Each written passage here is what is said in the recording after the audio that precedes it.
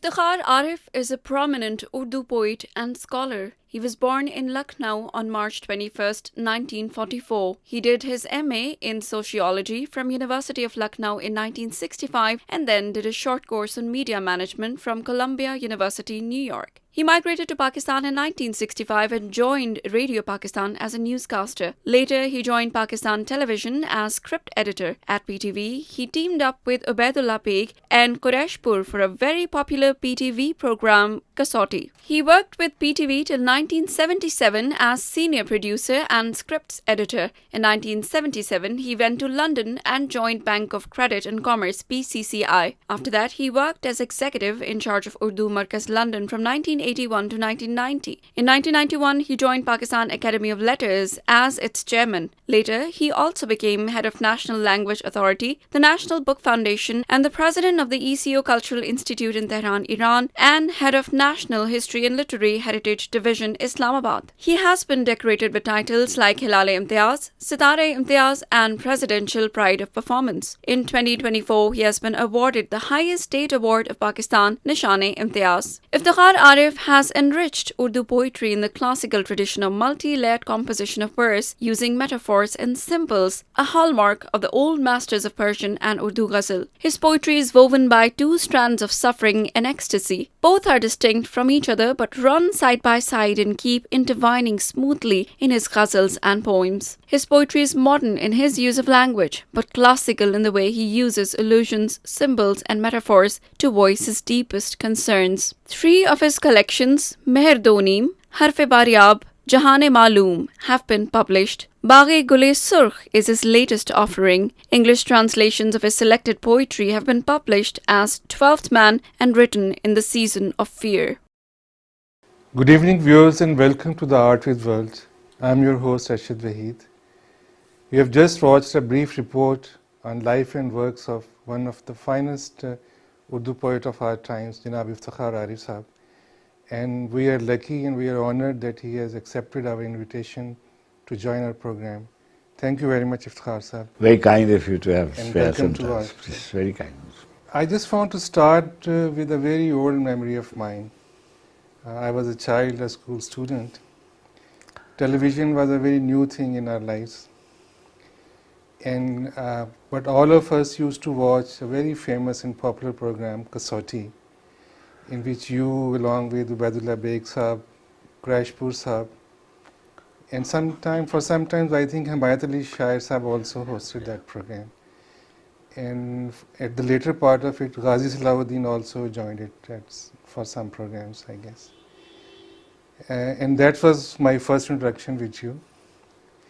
And of course, one of the very famous ghazal sung by Noor Jahan, Dayar-e-Noor mein Tira Shabon ka Saathi ho.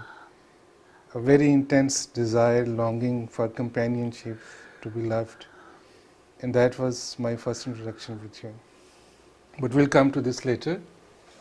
And if I would like to ask you and request you to share your early life with us, how you came into this literature and poetry and some other events with us. Whenever somebody comes from PTV, I feel very disturbed because all my memories of TV days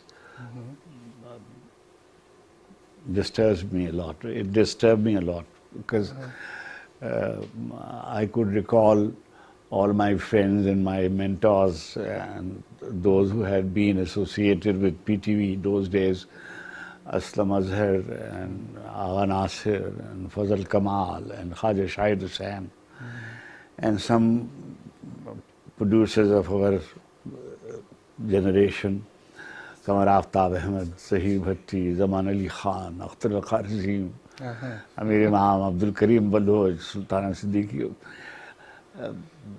In Karachi station, I was a scripts editor, and initially I joined TV as TV Scripts producer, editor and producer. Scripts. Yeah.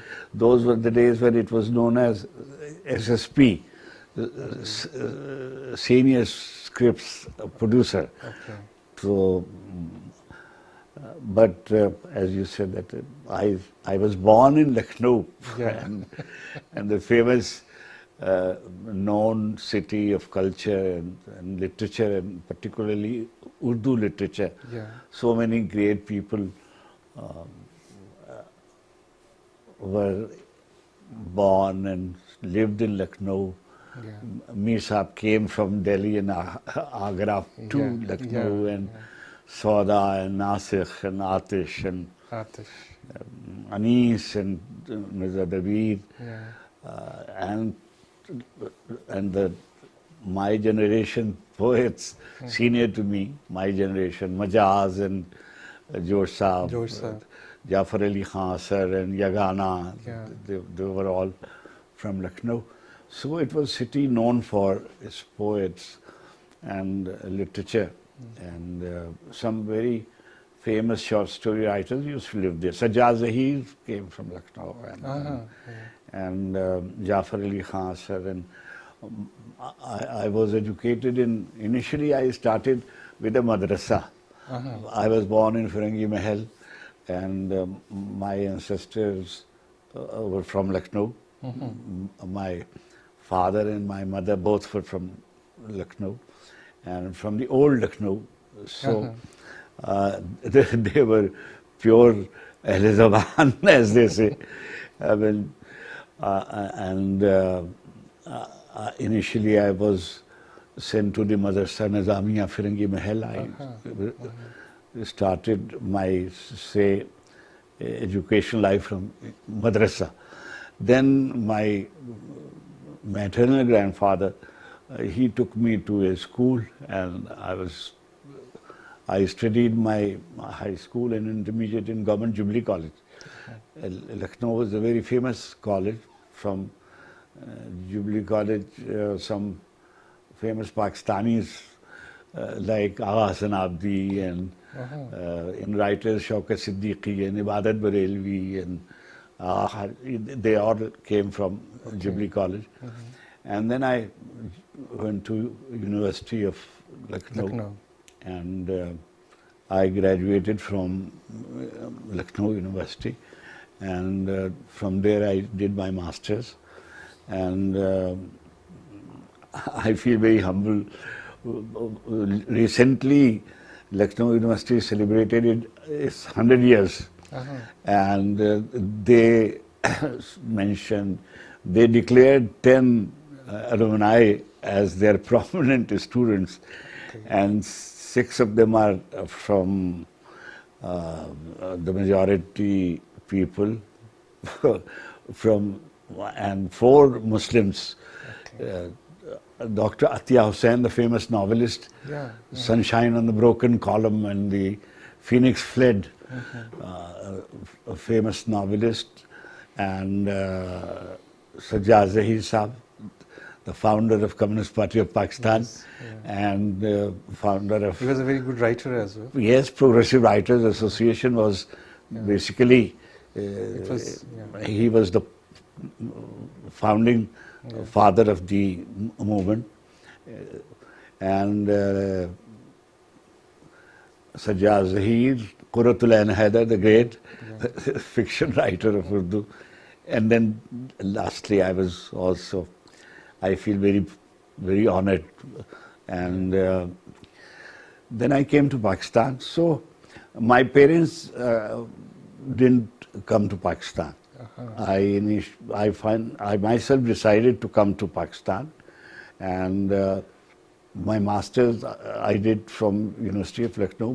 After my exams finished, I decided to come to Pakistan, and I told my grandfather, who was my guardian, that I don't want to live in India, and there were reasons, very obvious reasons, and I came to Karachi.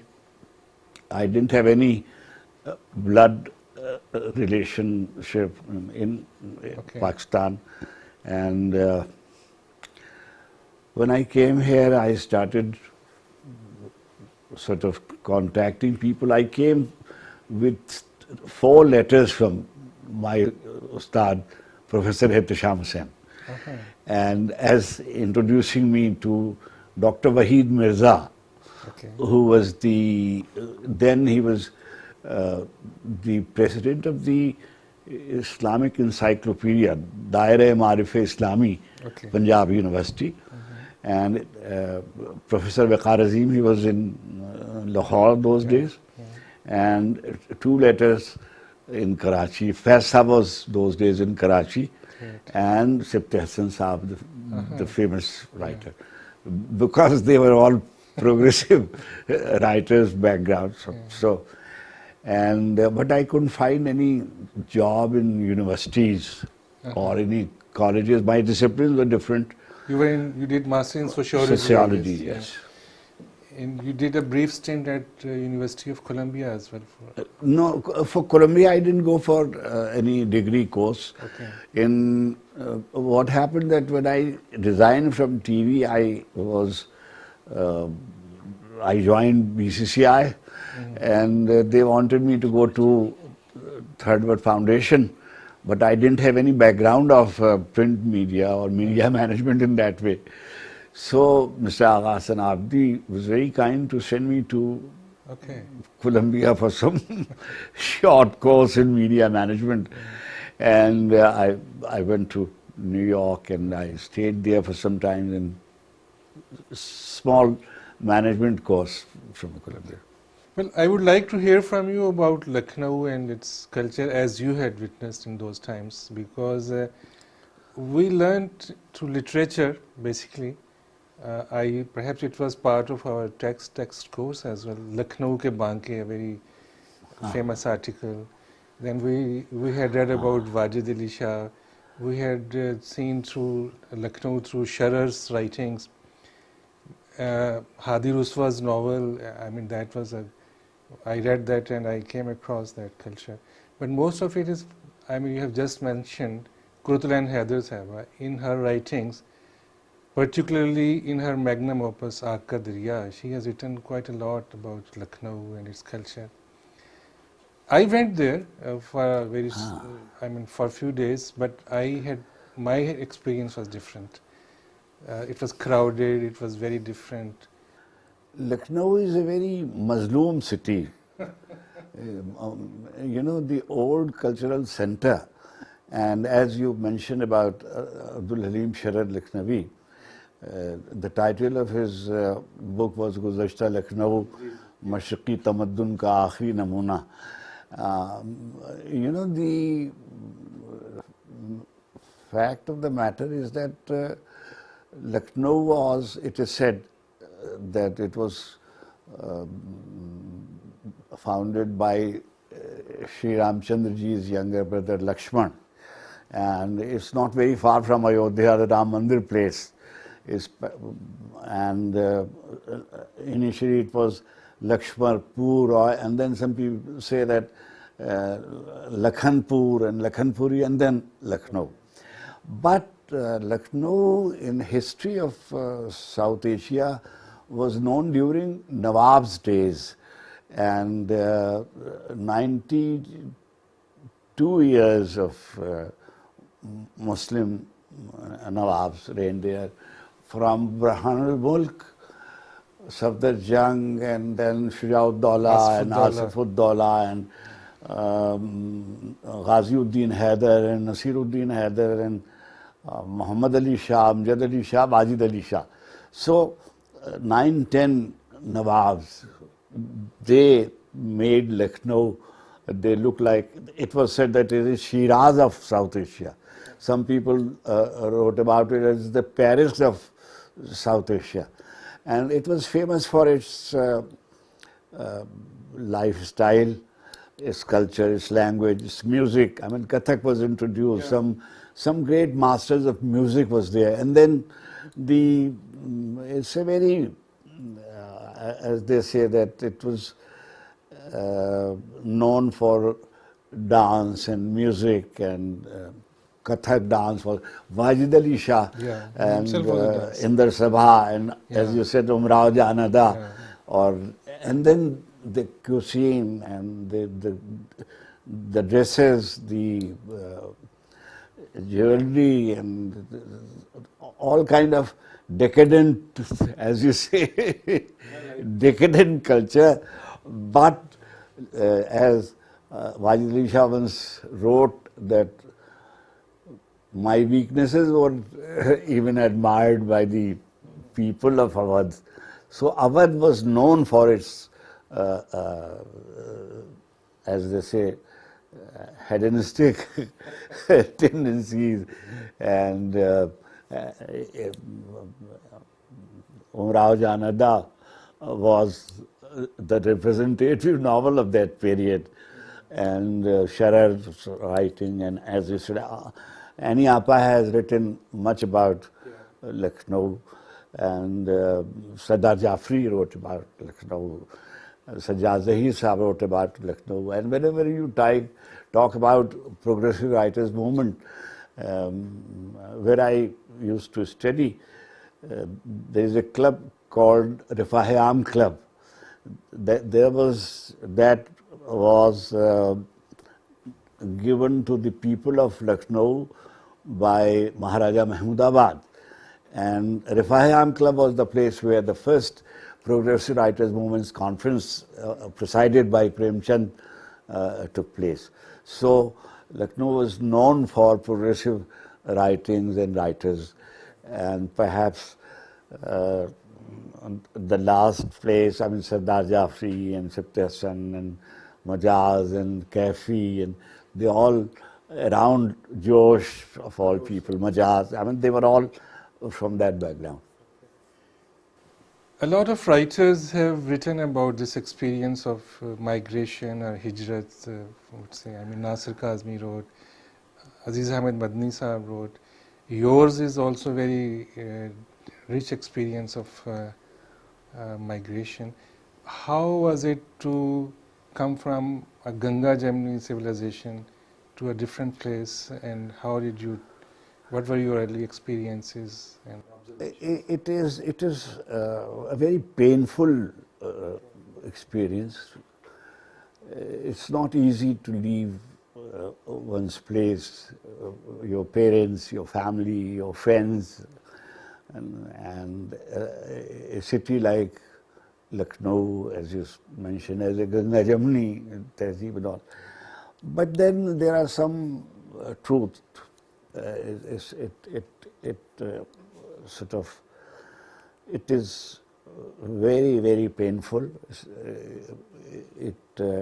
When I was growing as a young man, I felt and noticed that Lucknow is becoming day by day, not Lucknow only, our UP.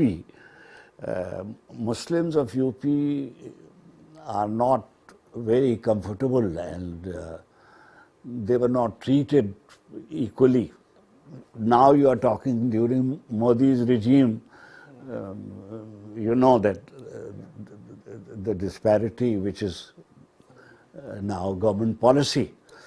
And those were the days when it has started, and I could notice that the Muslims of Awadh, and particularly of, say, Aligarh and Allahabad and Lucknow, they think, the ruling party thought, people like Sampurnanand and Purushottam Das Tandon used to think that these are the people who made Pakistan and who created Pakistan, and they are the people, this was their point of view, that India is divided because of these people's struggle, or whatever you say, active participation to support Muslim League and sort of Pakistan movement.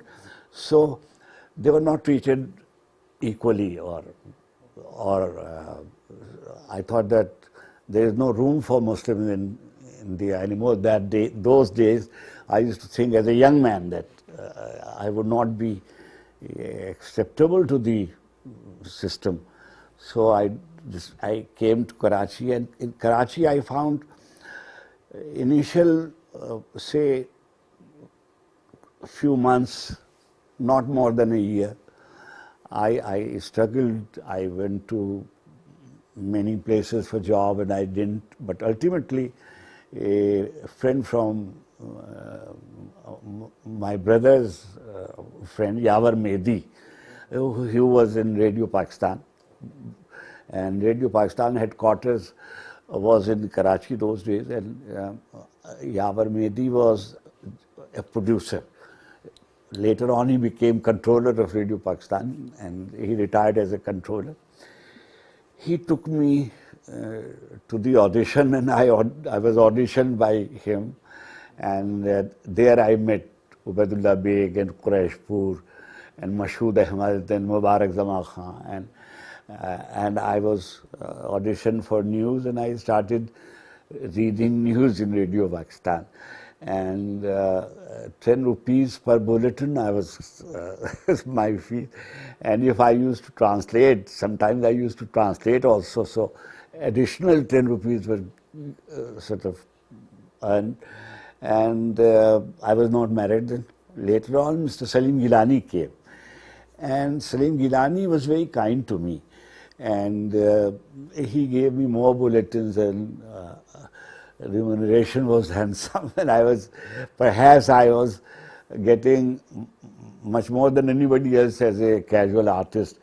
Me and Rizwan Vasti was a newscaster in English, so we both used to get the highest reward from our... Rizwan Vasti was a TV actor as well. Yeah, he was a newsreader basically. And he was an actor also, but basically he was a newsreader in English. Anwar Hussain and Rizwan Vasti during my Shaista, those days he used to be in the news section. And from radio I went to TV. Yeah, and that is a history. In TV, your TV program became so popular, it's still in people's Radio memories. Pakistan days, Mr. Salim Gilani also came as Director External Services those days. And he was very, very, very kind man. He was a very decent man. I learned so much from him. My interest in classical music and folk music was because of him, you know. And very thorough professional, very correct, and I learned so much from him. And Mr. Gilani was, he used to live all the times he was available to the staff artists and producers, and he was just a way of life for him. The radio was, and there I met Mr. Zulfikar Ali Bukhari also. He used to come, he used to visit Mr. Gilani, and it was like father and son relationship. And then Mr. Gilani took me and Ubaidullah Beg and Qurayshpur to Mr. Aslam Azhar. Aslam Azhar was general manager of Karachi TV. He interviewed us and we started doing Kasauti there.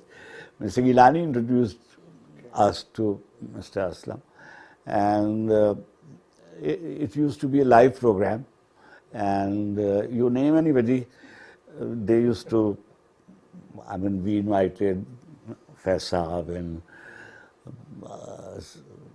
Salim Zaman Siddiqui Saab and Ahmad Nadeem Qasmi Saab and Wazir Agha Saab and Jamil Jalvi Saab and Salim Ahmed Saab and Ghulam Mustafa Qasmi Saab and Nabi Bakhsh Baloch Saab and Ada Jafri and Jamiluddin Ali and Shaukat Siddiqui and Mumtaz Hussain and Mustafa Hussain. You name it, and a lot of... Yeah, and no other program Yeah. Sort of hosted so many people. Yeah. And Kasauti became a household name, and we became a little more known to people. You said that talking about Lucknow makes you painful, talking about TV makes you painful. So let's talk about something else. From TV, I mean, you went to UK, London with BCCI, and then you became head of Urdu Markaz as well. So in a way that also became hub of Urdu writers across India, Pakistan and other parts of the world as well. Tell us your memories about that period. Yes, I mean, I was very at ease in Karachi TV. I was very sort of very well looked after by my management, headed initially by Aslam Azhar, but later on also they were kind to me. I became a scripts editor. In those days, grade 8 was a very senior grade, and I was very young to be grade 8 officer. But I could see that I may not be acceptable to certain power that we. It was because of the political change in Pakistan? It was not like that, but I mean, we were supposed to be bracketed with the left, and there was a rumor that we could be thrown out. So I decided that it is better to leave before I am thrown out, because I was a very sort of, you say I didn't have anybody to look after my children or my family if I am out of job. So I resigned. And when I resigned, I was summoned by management, and I was asked that I should sort of announce it that I'm going on my own, I'm not thrown out. So I did a program on TV. And Himayat Ali Shah Sahab compared that program, and I recited my a little known poem, Barma Khiradi. Really? And I said that I am leaving on my own. There is no political reasons of my knowing leaving TV. And when I left TV, I mean, I'm honest that I was summoned by Islamabad, and I was told that I should not leave TV. But by then I was contacted by BCCI people, and Mr. Aghasan Abdi was very kind to accommodate me in BCCI. But when he asked me to join BCCI, I very categorically told him that I don't have any experience of the West, and I don't have any, say, categorically any interest in money matters. But he said that, no, you should come and we will see. And there he wanted me to go to Mr. Altaf Gohar. But initially Mr. Altaf Gohar was reluctant to accommodate me. Third World Foundation? Third World Foundation. He was Secretary General of Third World Foundation. Okay. And basically the foundation was funded by BCCI. Mr. Aghasan Abdi, BCCI. Yeah. And they used to publish a journal as well. We used to publish many things. We used to publish Third World Quarterly. Khalid Hassan used to leave it, and then we used to publish South. Mr. Humayun Gohar, Denzel Perez was there. We used to publish a news magazine called Asian Times. We used to publish monographs, and we used to run a bookshop called Third World Bookshop. And many writers and authors used to write for us. And then Mr. Altaf Gohar announced a very prestigious award Third World Foundation used to give, and some great economists of those days were awarded a very huge sum of money and all. But Mr. Abdi then sent me to New York, as you mentioned earlier. And then you came back and you then I came joined. back, and then Mr. Gohar and Aghasan Abdi, Mr. Mushtaq Yusuf, Mr. Ibn Hassan Barni, and Mr. Naqvi. A trust was created, and this trust asked me to initiate something South Asian focused, and I thought Urdu Markaz I could do it. When I initially started in Urdu Markaz, everybody was very sort of reluctant to recognize it even as an institution. But within a year, I asked Mr. Faiz Ahmad Faiz Saab was in Beirut those days. I requested him to come to London and inaugurate it, and he inaugurated this. And Mr. Altaf Gauhar supported me, and the first function was held in Commonwealth Institute, very well attended, and Zia Mohiuddin and Zahra Appa and Professor Al-Fasal, they were there, and we launched Mere Dil Mere Musafir. It was first launched in Urdu Yes, yes. First Hua it- Phir Se yeah. Hukum Saade, yeah. Yeah. Mere Dil Mere Musafir, and I could recall that Zahra Appa recited his poem, and when she was reciting, Faiz Saab was in tears because he was 70 plus. He was alone. He was an old man. He was not a very healthy man. He was in Beirut, which was a war zone, and very difficult days. And Faiz Saab was very close to Yasir Arafat Saab, and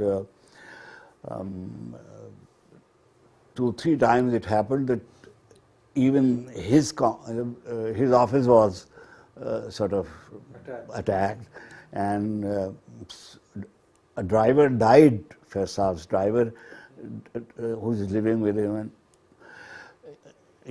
and he wrote poems about it. And Mere Dil Musafir, Mere Musafir is full of these poems. Yeah, yeah, I've read.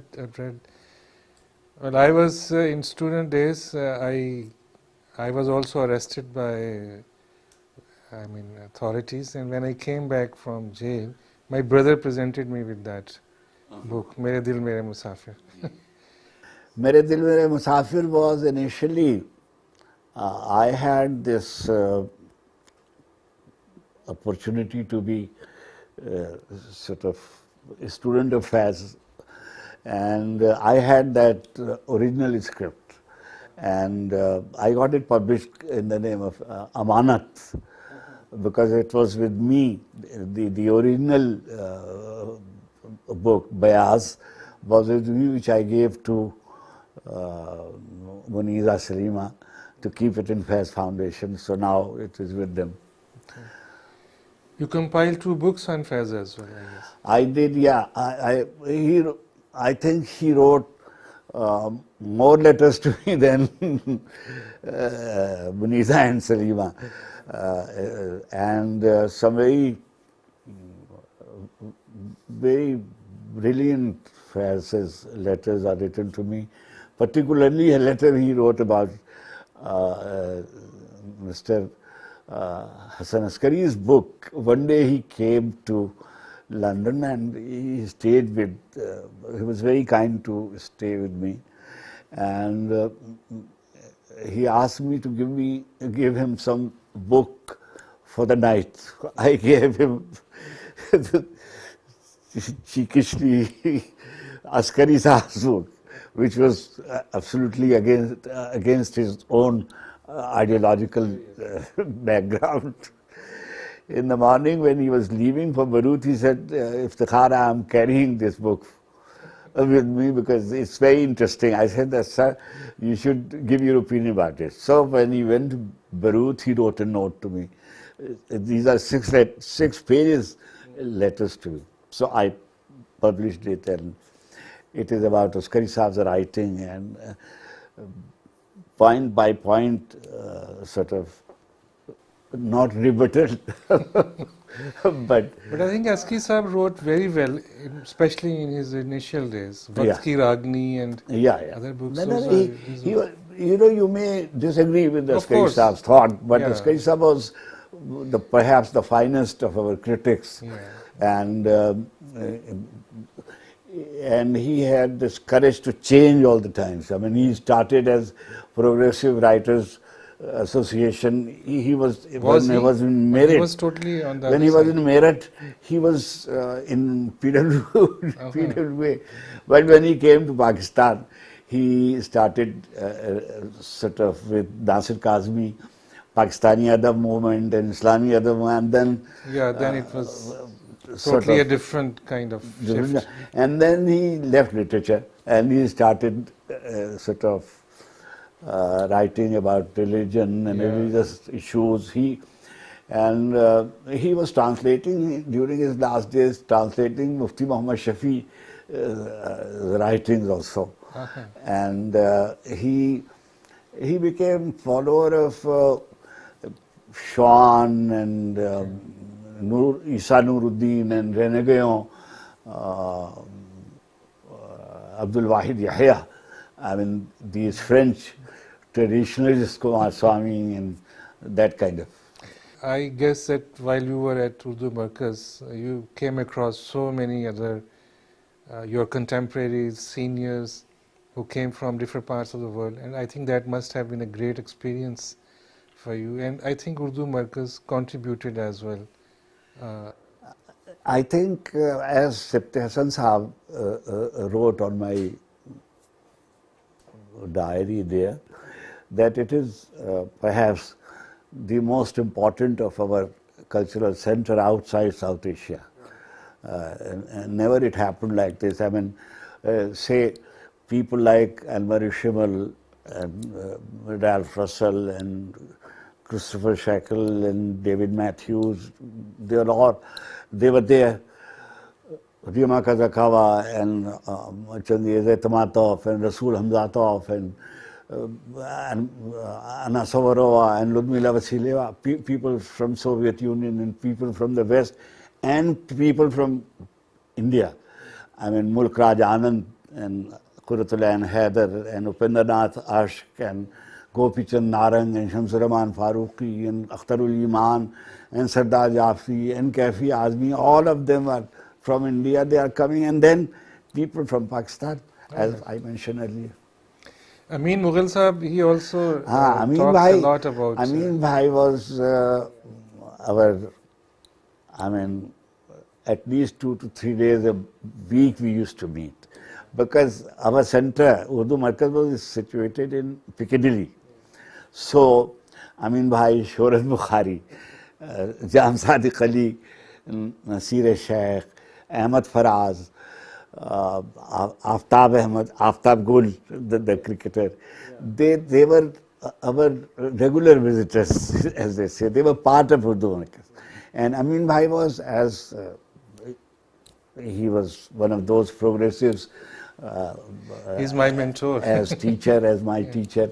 And he has written about me also. Yeah, I know that. I know that. And I learned so much from him. And he was such a adorable person.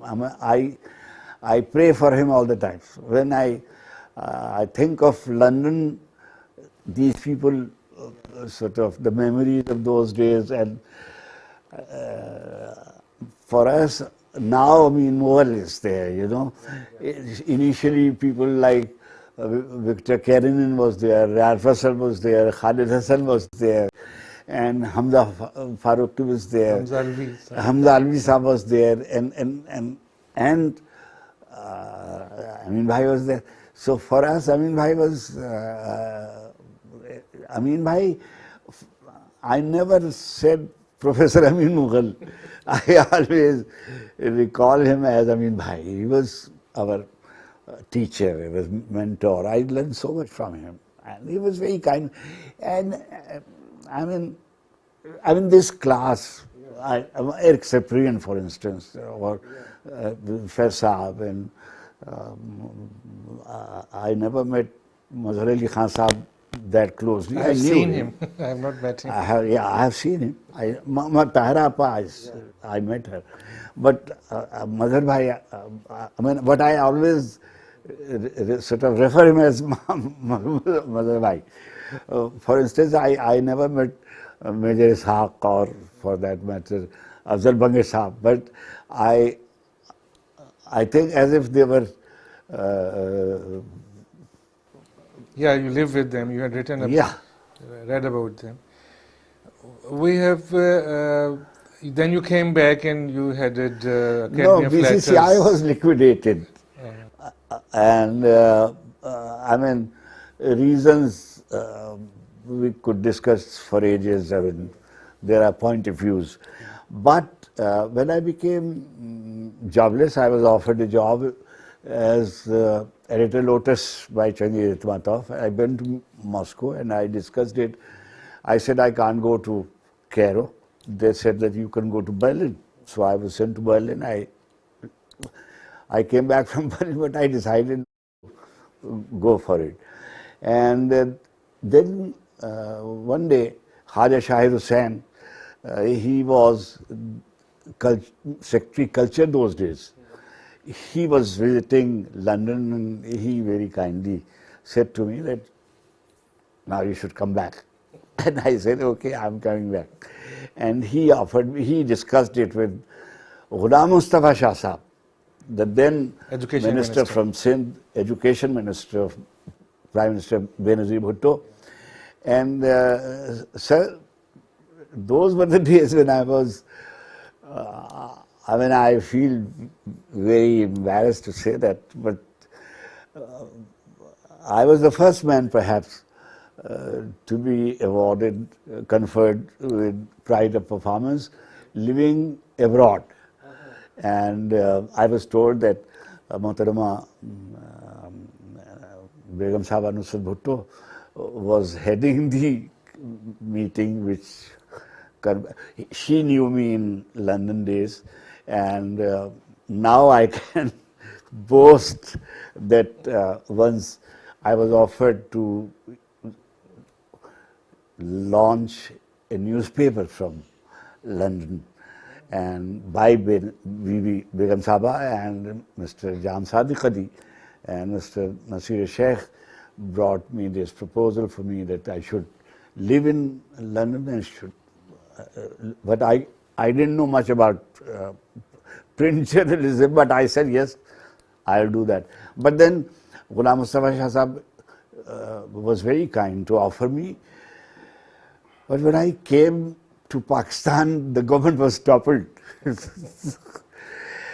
But fortunately, Mazharul Siddiqui was the Secretary of Education. He was very kind to sort of accommodate me as DG Pakistan Academy of Letters, and I was given a senior grade, grade 21, to be the DG at that time, and my chairman was also in grade 21. But and now when I look back, 1991 to 2024. right, more than any other city I lived in Islamabad, and I lived in Islamabad very comfortably. Iftikhar Sahab, I had read many reviews and articles about you, but there's not much time to discuss all that. One point, I think Anna Sovorova wrote about you that your poetry is it's not just resistance, but a sustained endurance as a protest to that situation. It just came naturally, or you just... Sir, I had been telling this that I am not a very sort of, I am not a revolutionary of any kind, or for me it was important to reflect whatever I am feeling. And I protested and I wrote poetry of defiance in my own way. So I am not a political activist. There is a difference between political activist and literary activist, right? I mean, whatever I have to protest or defy, I am not a party member or a card holder, right? And I do not want to boast about it, that they are great people. I mean, Habib Jalib is a different genre. He is a great man. But I wrote whatever I felt. I mean, So, I mean, if you go to Mere Doneem, to Sukhan Iftikhar, I mean, anybody who goes from my first book, Mere Doneem to Sukhan Iftikhar, you will find that I have written about all difficult times. So whenever I felt that something is not correct, I would write, but I would write in my own way. So I think that when you are living in a society which is all the time in the process of upheaval, how could you resist writing about it? If anybody is a poet or writer, how could you ignore it? And we are facing every day, there is a drama going on, and people, and coming from a background, a modest background, from belonging to the class which is called wretched of the earth. So I come from a very poor family, very modest background. So our only hope is the politics of change, I mean, a revolution of some kind where there should be justice. Social justice. It comes not only from any political party. Society. It is a societal change should be made. I mean, you see it. You see the class which I am referring to is suffering in Punjab, in Sindh, in Balochistan, in KPK, all part of Pakistan they are suffering. And they feel helpless and they don't have any hope. So any party, any political system which could give us social justice. Decent living, education, yes, health. I mean, it's not great revolution, it is, what we are asking for is a respectful... Basic needs, basic necessities of life. Sure. And of course, a writer should be independent. He should not represent any party. Right. Nobody is... We are not card holders, you know, so... But, I mean, if we are talking about social justice for everybody, I mean, for people of Balochistan and people of Sindh and Punjab, I mean, and the upper classes, the aristocracy, the elite is the same, you know. Everywhere. Everywhere is the same.